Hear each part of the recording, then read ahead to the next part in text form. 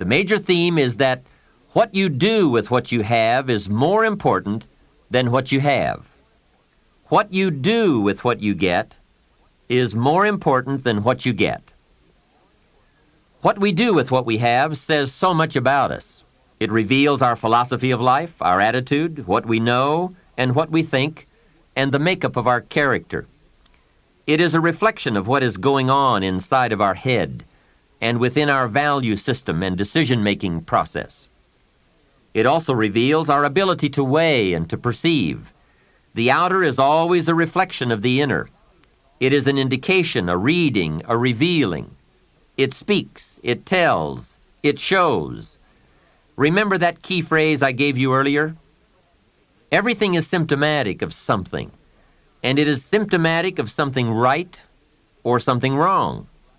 It is a wise policy not to ignore the symptoms, for they can be early signs of a poor choice of philosophy, or a sign that something important is being misread, misunderstood, miscalculated.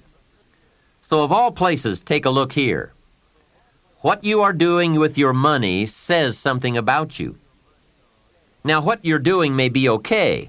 All I'm suggesting is that you take a look. Let me give you some of the details of a good financial plan as suggested by Clayson's book. First, a very broad but important statement. Learn to live on 70% of your net income. Net meaning the money you have left after paying your taxes. The reason it's 70 is because you're going to be doing some very special things with the 30%. So what's left, 70%, is yours to spend. Now let's talk about the all-important subject of how you allocate the 30%.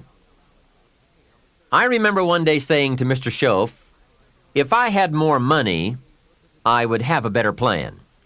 He said to me, Mr. Rohn, I would suggest that if you had a better plan, you would have more money. So it's not the amount that counts, it's the plan that counts. It's not what you allocate, it's how you allocate it. Here's the first part of the allocation process.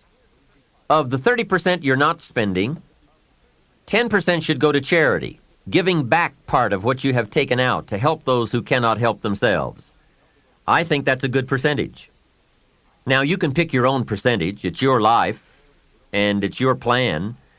But giving your money to a church or to an institution is a good idea.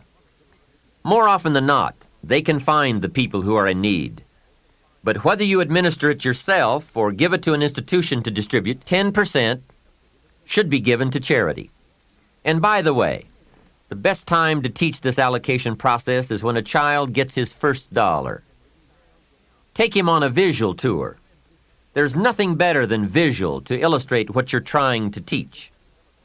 Take him to where some very unfortunate people live who cannot take care of themselves. Kids have big hearts. If they see the problem, they won't have any trouble giving a dime out of every dollar.